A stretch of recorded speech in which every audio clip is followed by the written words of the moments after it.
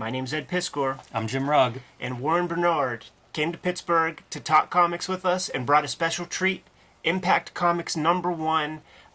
Take a look at the cover. You know what's on the inside, but this is a Jack Davis cover highlighting the most important story of the EC Comics bibliography, Master Race, drawn famously by Bernie Krigstein.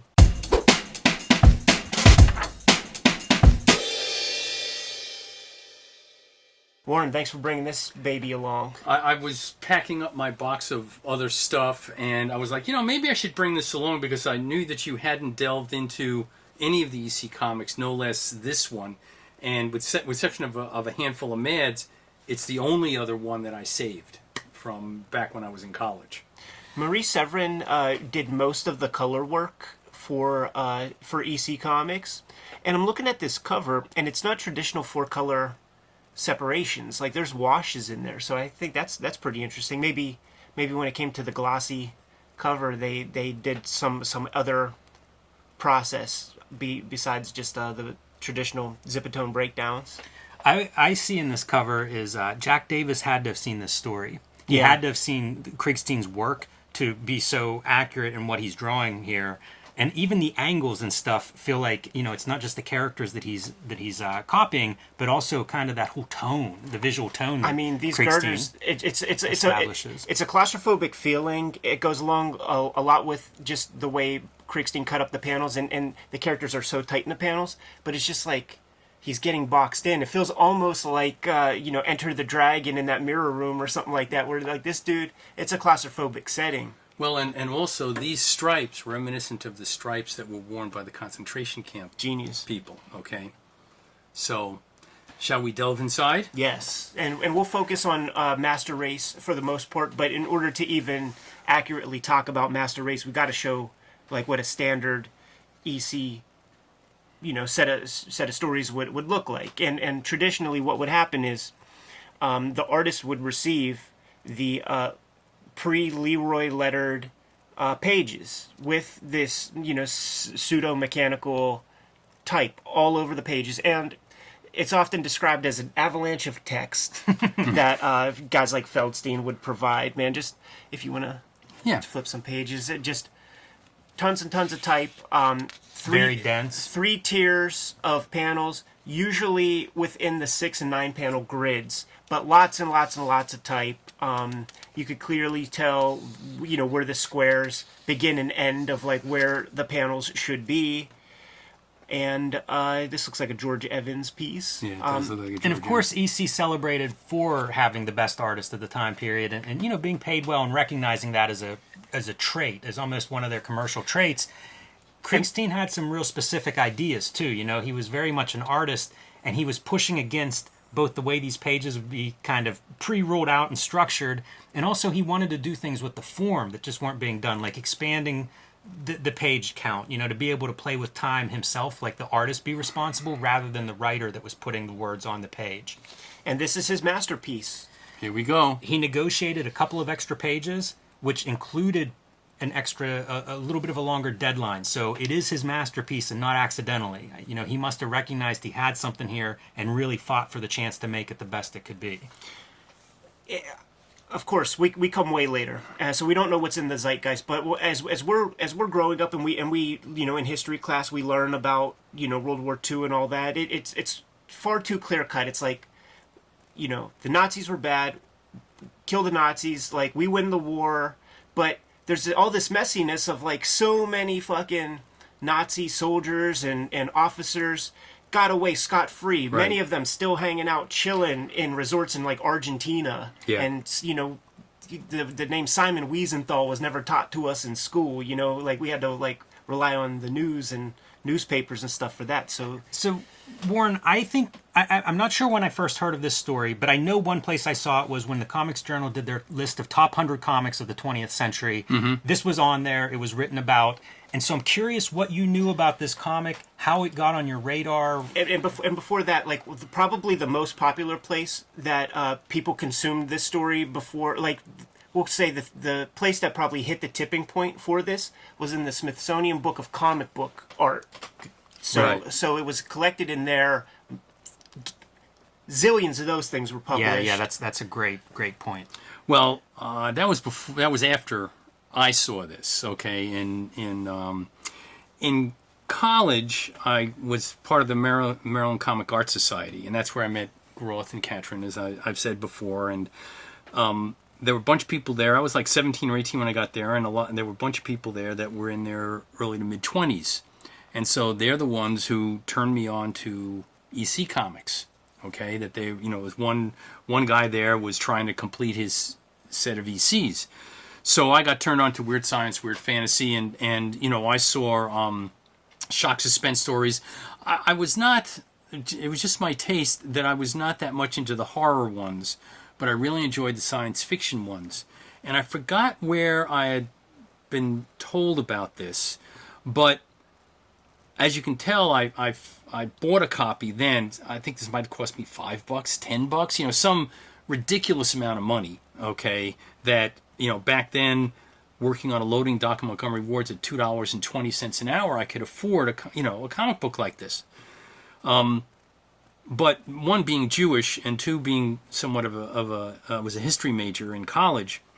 That when I read this, there were two things. One, it was the story. It was like, well, this is not really Sergeant Rock.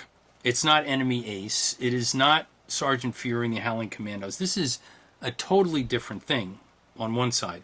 The other side was visually, it was unlike anything I had ever seen before. Okay? So just take this panel here. I read this in that Smithsonian book when I was just a boy. I got the book at the flea market, and I'm like, what are you telling me here? And then obviously it's the speed of the train going by, and how do you communicate that? And, right. It's fucking genius. Yeah. Yes, absolutely. And the angles he was taking, this almost film noirish, Fritz Lang, 1920s German expressionist film, Baroque view of where the angle of the perspective of the drawing was coming from. Okay.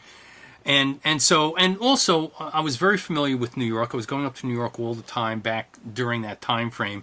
So these images in the subway, I was very familiar with. Okay, and to say it stuck with me is an understatement. As you can see, I held on to the goddamn comic book. Okay, and there were other comic books I should have held on to, but I didn't.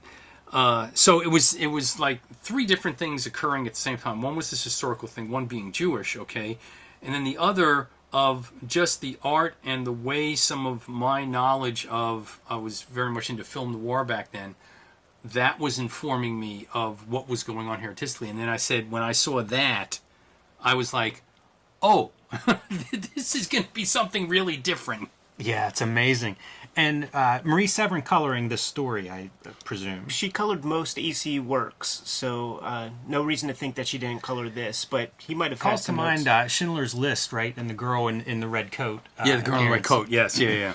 The other thing, too, about this is, as if you want to flip the page... And more to likely talk about something here. that Spielberg would have been familiar with this story. I mean, he was a too. comics collector. Certainly EC would be right. the type of comics I would assume he'd be aware of. And especially and an this iconic story. Okay, for someone who he had relatives that were Holocaust survivors, if I'm not mistaken. Okay. One more. You mentioned the angles in the noir, and I've seen people. I'm not going to take credit for this, but descending into hell essentially in that first panel. Yeah. Really interesting. setting the tone for what's to come. He plays with archetypes as well. The physiognomy of cartooning, where you got a certain look to a character, and this is your hero. You got a certain look to your character, and this is the bad guy. He flips it. Because the sort of victim, the Holocaust survivor, is kind of scary looking. Yeah. He looks like a villain. Yeah, a ghost. Or haunted with a past. And it's Joe Average who's the bad guy. And you just did not see that. And the bad guys and the good guys are very, very clear in comics at this time. Yes, yeah, exactly. And you come into this where all of this is a very film-oriented image right here. okay, where you would run a montage that was sitting in that fixed window. And that's a Okay. is that a flashback sequence? Or Yes. the people outside, right? Yeah, you look around at your fellow passengers sitting alone in their own little worlds of fear, studying their faces, their features, their eyes, looking, always looking. What are you looking for, Carl? Who is it that you're afraid of? Okay. And, we had mentioned that this was something that Krigstein cuts up and sort of literally cuts up the original boards and pastes these up. And you can find original scans of that artwork and see it. But I assume like stuff like this where the panel is the equivalent of the words. Yes, like right. You'll see Yeah, yeah. him really playing with form in a way that, again, you don't see in the other EC stories. We should just blow the spot for like what the comic is, man, just so that we could comfortably talk about like the certain things. So this guy is a war criminal. Right. He's a war criminal, Nazi officer, living in New York City. Everybody around him is none the wiser. Our guy here is a survivor of the Holocaust, of the concentration camp, and they recognize each other. I guess it looks like he recognizes the dude getting on the train first. Yes. But that's the story.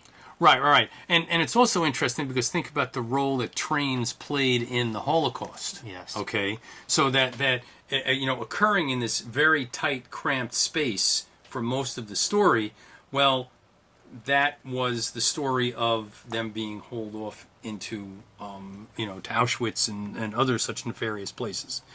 And you see these very claustrophobic scenes right here, and then this huge scene of just all of a sudden this expanse opens up in front of you. Yeah, and there's that sense of both of these characters have that past, and we're seeing these flashbacks, and who knows which character's point of view we're seeing in some Exactly. of these flashbacks. Yeah. And by the way, that was one of the things when I read it the first time. When I got to that end page, I was like, "Oh, that's not what I was expecting." Okay, the whole thing had flipped. Okay, and so with all those elements, like, okay, I gotta get a copy of this. So. Just like when you see, what are crazy eyes? Like when you could see the white around three Right. sides of the eyeballs. So you got all these hypnotized German citizens. Right there.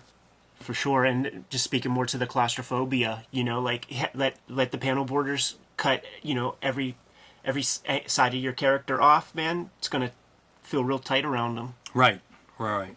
No, and like I said, the because you're in that confined space of a subway car in New York, it added a lot to what was going on here. You would never see like these kind of establishing shots.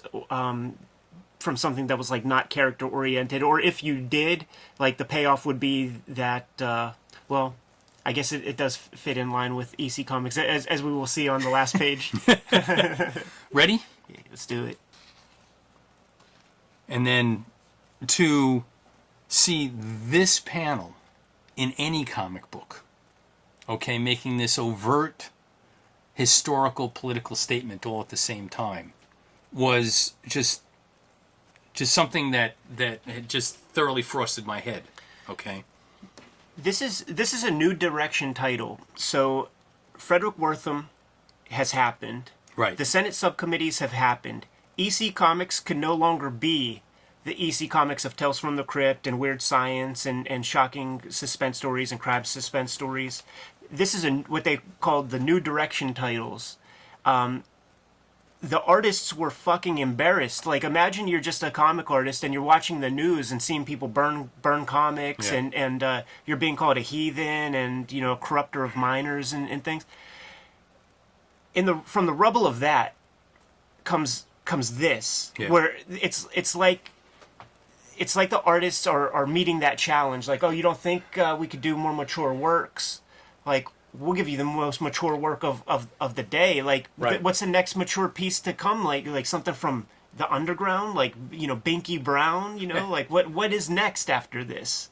Well, yeah, and you raise a good point that they were like, if you think about the approach that Feldstein and Gaines were taking, was that they were trying to gear their stuff towards adults, Right. Okay, well, when they took the thrill factors out, because they were going for a very low end of engaging the adults, when all of a sudden you put the intelligence into it, all right, and in terms of trying to engage the adults, that this was, to me, years ahead of its time in that respect, in that it was trying to go ahead and grab people on the level of, well, I'll go ahead and say it, mouse. All right.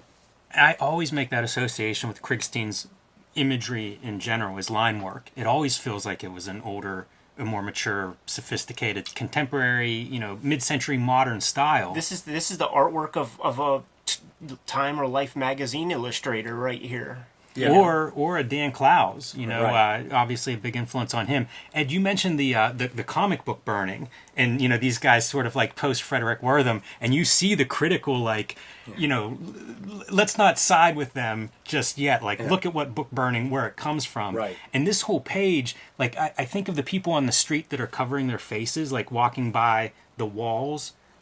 And Where it's like the regular people, like everybody's culpable here. Well, and a number of years ago, I went to Berlin, and my friends took me. We went up north, and we went to the Ravensbrück concentration camp. That was the women's camp, and they had a crematorium there.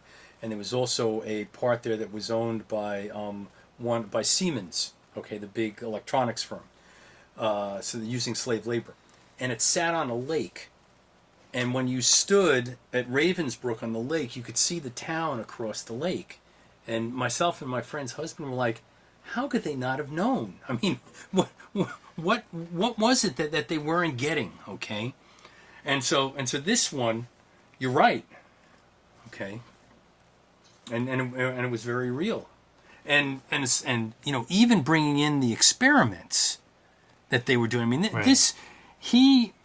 What's interesting about this is they pulled no punches. Okay, When did this come out? Is it under a decade? this Since is the camps? March to April of 1955. It's under. It's a about decade. 10 years. Yeah, it's a decade. Okay, but the level of adultness in this story is not to be underestimated, and there are people today that still don't quite reach this level of presentation. Okay. Right. There are a lot of people today that don't reach this level of presentation. Right. Yeah, I mean, we're talking about like people who are like a Joe Kubert fax from Sarajevo or something that gets reduced to just another issue of Sergeant Rock at a certain point or something. Like Right. This is another level. Right. And of course, so many of you also have to think back to 1955 that there were someone who was 20, okay, in 1955 was 10. Now, they may not have been conscious, but they went through the war, so they knew what the war was about because everyone had to make the sacrifices on the home front. So a vast number of people that read this comic book, all right, had some memory, because they were all would have been intense, of what happened during the war. Okay, so this also, it's not an abstraction because I'm not saying Mouse is an abstraction, but a lot of the people who were reading Mouse weren't around during World War II. Not taking anything away from it in any way, shape, or form, but the people who are reading this, almost everybody that was reading this was around during the war. Every time I look at this story, I try to imagine context, and I even try to imagine what Krigstein is seeing. And we look at the survivor of the concentration camp, very bony face, emaciated kind of guy, and it makes me wonder if the survivors that made it to New York that maybe Krigstein would bump into, like from PTSD even, or just slowly getting their faculties back together or whatever, like, were a lot of the survivors that came to America, did they have these kind of like gaunt features or something like that? Like, those are thoughts that come into my mind. Yeah, imagine what he's going for. Yeah, sure. to represent that pain of like a survivor's guilt or whatever. Sure, right, yeah. How do you do that in an illustration? Right, but does it have like real life counterparts to it? Like, does he know somebody that? Yeah, that'd be, well, of course, if he was in New York now. With a name like Krigstein, I wonder what his background was and whether or not he had relatives in Europe at the time. It doesn't matter which side. Right. Okay. Because both sides, of course, got impacted by it. So I'd be curious to learn more about Krigstein's family background. Yeah, I would bet. I mean, most people, I'm sure Jack Davis was a corn-fed, multi-generational Yeah, sure. American. Right. But almost everybody else, their grandparents Their came grandparents over, came if over, not right. great grandparents. or parents, okay, and Parents, that's yeah, what. yeah. Yeah. Yeah, because and all those guys, and also think about the impact on the Jack Kirby. I wonder what happened if Kirby ever read this, okay, or any of the other people who were, or Siegel and Schuster, whoever else was around who had Jewish relatives, okay. Wonder what Kurtzman would have thought of this. Yeah, that's true. Yeah. Yeah, because Kurtzman was like trying to punch to this kind of territory in the war books, and the war books as units are the best EC comic books that money can buy, Right. but none of those stories for all of their virtues and sort of like anti-war message and stuff doesn't hit this. Right. This is the pinnacle. Yeah, like I said, so this so struck me when I was like 20 years old. Okay, and I'm glad that you guys are doing this is an understatement. Shall we turn the page? I mean, anything else you want to? Because it is interesting because they have them with ransacking the Jewish stores, and this is actually there's a photograph that's almost just like this. Okay, but then here they're also in a Christian home. Right, to show that, and it was true. I think specifically Catholic was a big no-go, right? So that kind of imagery is you would see in a Catholic house for sure. Right, and the reds of the Nazi flags and the reds are important in this story. Yes, but also the color palette and the way they went ahead and just put this grayness into the concentration camp. That's him. That's Zipatone. So he's in charge of the zips. I'm happy to hear both of you point out color again because it does stand out to me. We see so much terrible color in comics. Like that helps a lot. You take a story that's really risen to the challenge and put shitty coloring on it, you can do a lot of damage. I hope this is Marie Severin. Right. In my mind, that's who it is because that's who I associate with it. But it's so well done, the coloring, and it really does help the art. It accentuates where it should and stands out. It is a lot of ghastly images. Those light blues and gray colors, not typical of what we think of as 4-color funnies and stuff. Pretty unusual coloring that goes with this story. Now, of course, the other interesting about this is here within 3, 4, 5, 6, 7, 8, 9, 10, 11, 12, within 12 panels, he basically tells the story of what happened to the Jews and other people during the Holocaust. 12 panels. All right, and does it remarkably effectively. From just the starting of the burning of the books to just hustling people off and going in, and all of a sudden it gets worse and worse and worse and worse, and then can't get no worse. You do think of things like cancel culture, right? Which obviously we're living in this time period now. And then giving rise to these totalitarian response to, like they go hand in hand. They beget each other regardless of what the intent is. That censoring, it's happened many times in history. Right. And actually on the cancel culture, what I tell people to do is look at the Red Guard in the Great Leap Forward. The Cultural Revolution in China in the mid-1960s. You look at what the Red Guard was doing, what's happening with some, maybe not all, of the cancel culture. It's almost identical in terms of the totalitarian nature of it. So, no, I won't find disagreement here, okay? Yeah, the revenge. Someday I'll get you. Yeah, and that's our guy. That's our survivor. Right. In the midst of his turmoil. Yeah, and then where all of a sudden... The recognition. Okay. It's like, no. Gott in Himmel. That's an amazing panel for body language because there's so little that we see. Yeah, but right. You see the hunching back of like, please don't. He looks so tense behind that paper. The eye. Okay. Yeah. That's amazing. I think of like body language, and how much you communicate, but like there's almost nothing to work with there, and it still comes across as that hunched up, tense figure. And the pleading right here. Yeah, and these 2 pages, just in terms of the emotion between the two. As Krigstein is working in black and white, and so just like cartooning shorthand of just like the black character of our survivor, and then the light color of the bad guy. One, that turns things on it because usually Right, black you right. associate with villainous. But two, just as cartooning 101, like he's keeping everything clear because perhaps he even knows he's getting claustrophobic and tight. You don't want to mix just the simple illustrations up. Yeah, it's Right, so much right. more powerful with that simple choice. Right, and then that first time I read it and I got to this was like, okay, that's exactly the opposite of where I thought this thing was going. All right.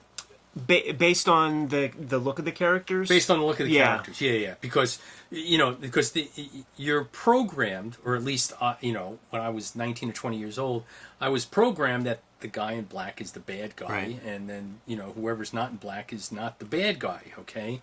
And also, if you look at the way everything is structured in terms of the text and the word balloons, you can't tell, all right? So it's ambiguous about who's really remembering what and what the context was of that remembering, and you don't get it until here.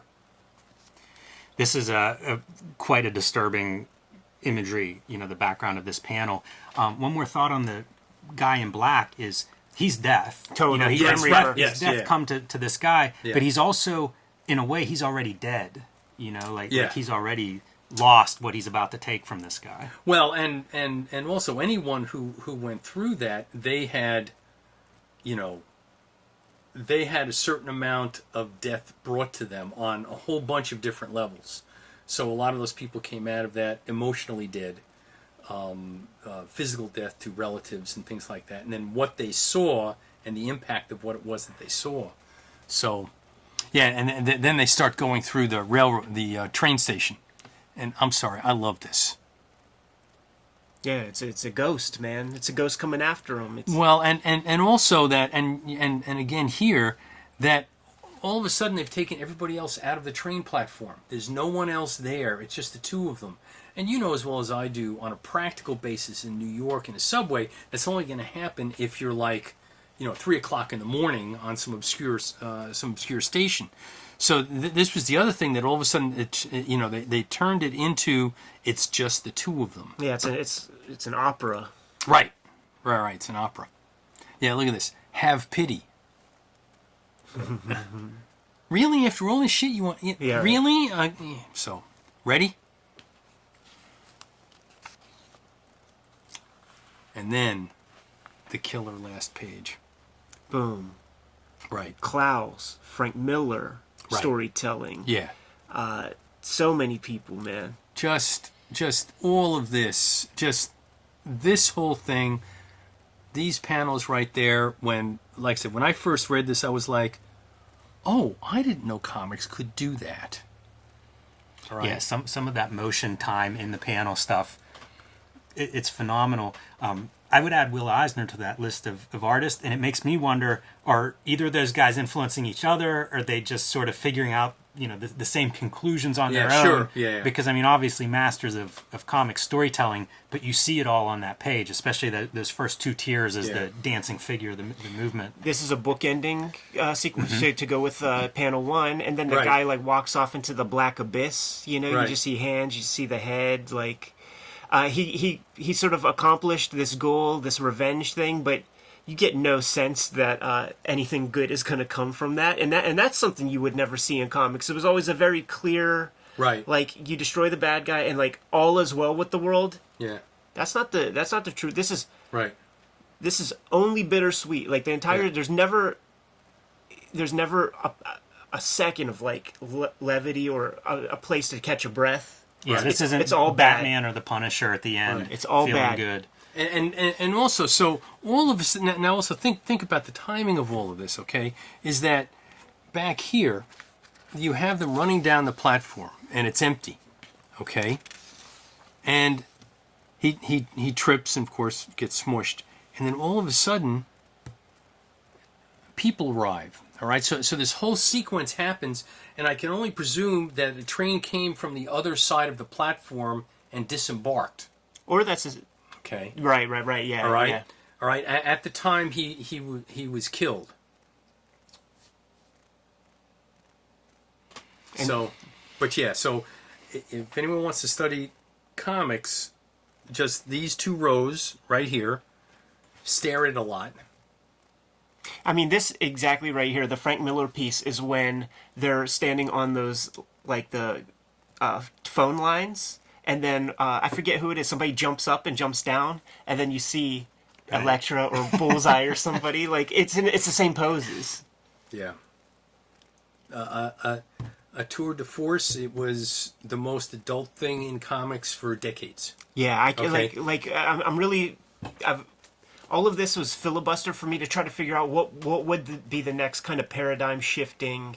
You know, maybe did Jules Pfeiffer do something important in between then? Like, Not, I mean, he did a bunch of, Tantrum, actually, Tantrum, so the year that Contract with God came out, Tantrum also came out.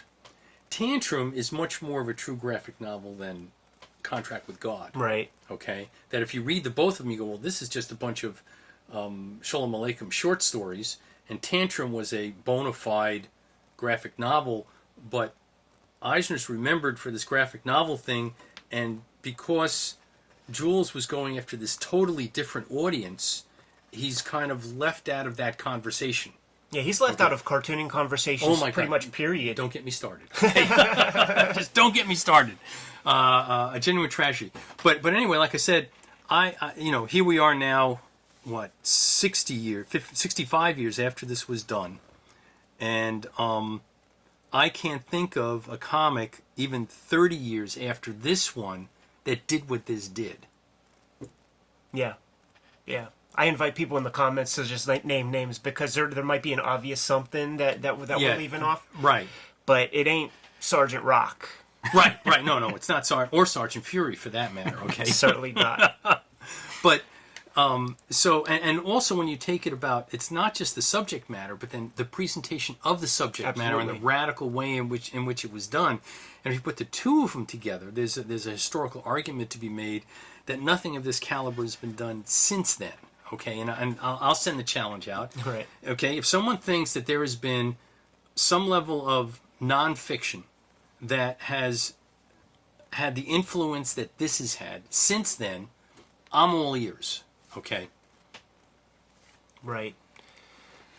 So there from the Silver Age, there are these all-star cartoonists, and we have the conversation very often. We've done videos. Alex Toth, what's the masterpiece? Nobody could put their finger on it. Consensus agreement for the most part. Master Race is Bernie Krigstein's masterpiece comic strip. yeah, right. And one that has, by the way, so I read it when I was 20, and when I got it back out of the box, I hadn't read it in decades, and I read it again. I was like, this is really fucking good. Okay, it was so there's this thing that and I do this with movies that I saw when I was a kid, and some of them like for instance the original Planet of the Apes. Okay, I saw it as a kid. I was like, wow, that was really good. And I saw it again as an adult. I was like, wow, that was really good. All right, but there have been other films where it was like, oh my God, what was I thinking? Sure. Okay, this is one of those ones that even though I have aged, okay, the impact of this has not lessened. Yeah, it doesn't feel like there's anything embarrassing or even beyond that. Yeah, something clumsy. Like so many stories often with comics, they don't age perfectly because the vernacular changes so much and things just don't. Right. They have dated elements, for example. Yeah, sure. This doesn't feel like it has anything that you would point at and be like, well, this is unfortunate, right, yeah. This is a little bit embarrassing, or they could have done it better. It feels like it's the efficiency with which the story is told. It's just everybody really nails it. We pointed out coloring a couple of times. That's one of those places where you often see comics drop the ball. Yeah, pretty here. Exemplary. Yeah. Not here at all. And again, the impact of the story, not only from what the story is, but then also the influence of, you were talking about, people ripping off, all of this stuff. So if there's an equal story out there from somebody else, I'd like to know. I know you've had a lot of associations with Spiegelman over the years. Did you ever talk to him about this story? I've never talked to him about a Master Race. No, he has. I've not had that opportunity. I feel like he has written about this story, though, right? I mean, like he's pretty much on record talking about it. You couldn't do Mouse without being, asked by Gary Groff and comic book nerds certainly about it. But I feel like he's. You can find writing and commentary from him. I just can't recall any, and I'm curious how he would speak to the.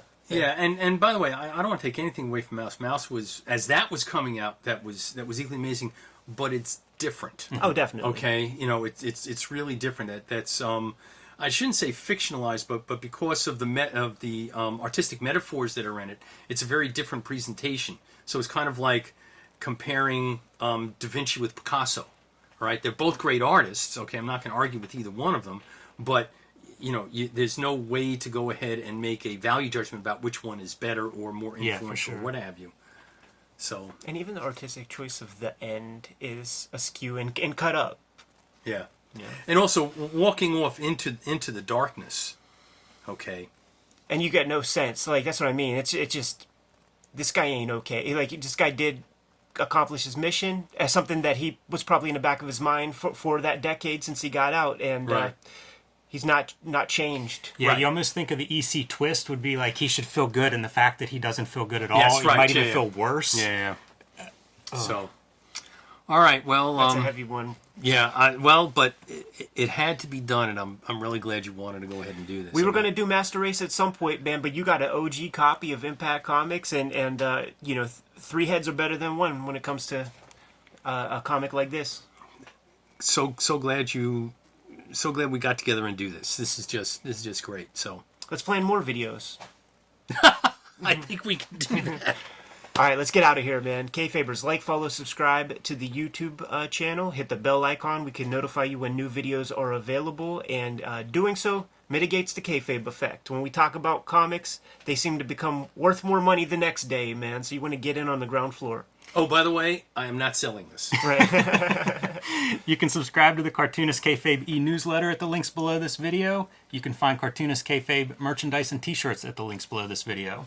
Let's get the hell out of here. Check that out, man. Give them the marching orders. Read more comics.